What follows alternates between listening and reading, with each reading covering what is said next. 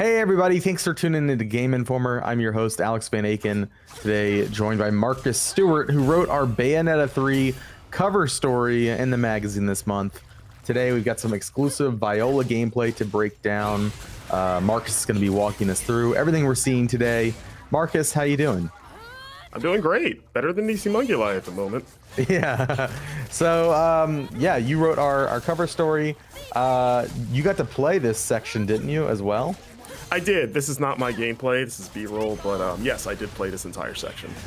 Awesome. Or at so, least, I guess a section of it, I should say. A section of the section? Sure.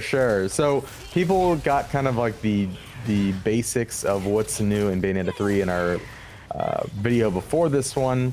What's up with Viola? So Viola, the new playable character, or at least the second one, she is an Umbra witch in training.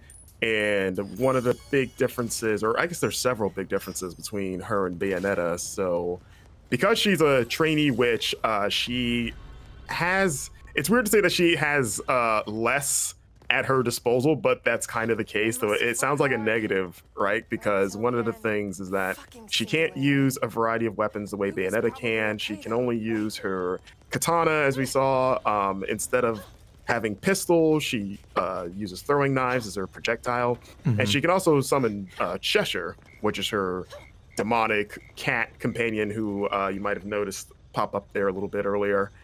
And yeah, one of the things I've noticed playing with her is that she's not quite as quick as Bayonetta. Like, she's still fast, but like her attacks feel just a little bit more deliberate, a little bit more measured, and that's because she sort of lacks the finesse that Bayonetta has, but she's also like just insanely strong. Like, she kind of has a lot of like untapped potential. Yeah. So she's kind of a. Can she do like the Demon Masquerade Beast Within stuff, where she's traveling around in a different form, or is her current form like her only form she can utilize? As far as I know, she cannot do Demon Masquerade. In fact, she can do Demon Slave, which is, you know, what she's doing now by summoning Cheshire, but she can't control Cheshire directly like Bayonetta can, again, because of her inexperience. So when you summon Cheshire, he just goes off on his own and just attacks enemies independently. But the benefit of that is that, unlike Bayonetta, since Cheshire is his own entity, you can still move around. Yeah, and you can actually fight enemies together. So you're still controlling Viola, and if you want to go over and help Cheshire out, you guys can just double team some dudes. So that's pretty cool. And there's Luca there, our buddy, hanging out in a volcano as you do, wearing a coat. He's glistening. He's always glistening, you know. If you've played enough of these games, that's just kind of, they call him a glistening Luca Redgrave. Oh wow, yeah. Yeah. I've heard that. Yeah, one of the other big things with Viola is that her witch time is very different. So instead of dodging to activate witch time, she blocks with her sword, and it's mapped to the other R button, because normally you would hit the right trigger to do witch time with Bayonetta. For Viola, it's a right bumper, and it tripped me up a lot just because I'm so trained to hit the trigger. But it's got the timing is a little bit more forgiving, but you'll have to block and time it like right before you get hit to do witch time. So again, kind of focusing on her power.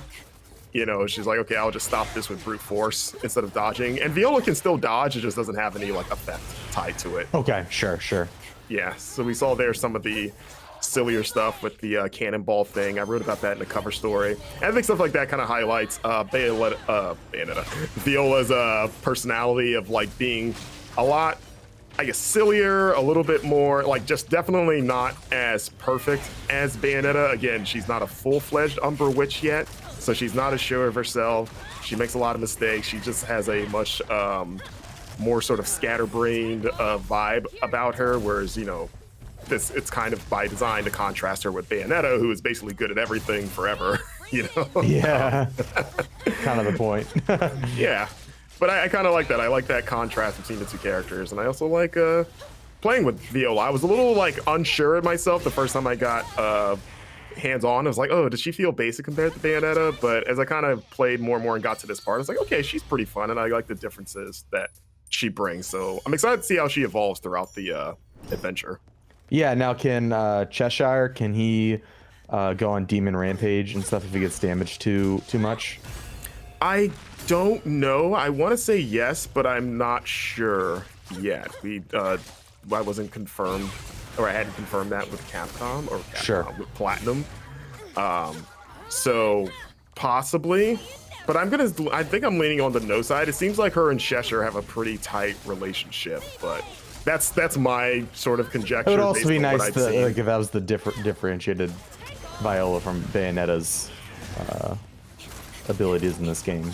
Yeah, like if that's the only demon she can summon, unlike Bayonetta, who can just pull in a roster, maybe that makes them closer because of that, because she can only rely on Cheshire. So yeah, but yeah, don't take that as gospel fans. I'm not sure for 100%. To be determined.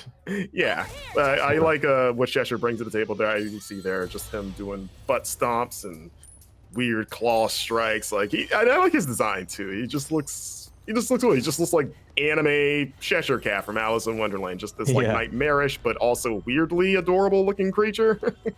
I can already see the plushes.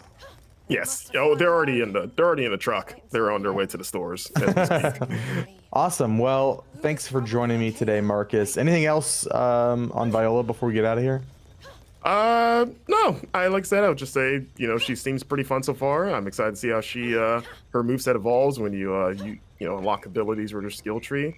And yeah, she seems pretty solid so far. Awesome. Well, thank you everybody out there for watching this quick little video. We've got more Bayonetta 3 videos coming, so stay tuned to youtube.com/GameInformer. Just to set expectations, we have 3 videos in total. We've got the video that went up before this one on everything new in Bayonetta 3. We've got this exclusive Viola gameplay breakdown. And then we'll have a more traditional new gameplay today featuring uncut footage from Bayonetta's section. So yeah, a lot to look forward to. Thanks again for watching. Subscribe if you're new around here. And we'll see you in the next one. Bye.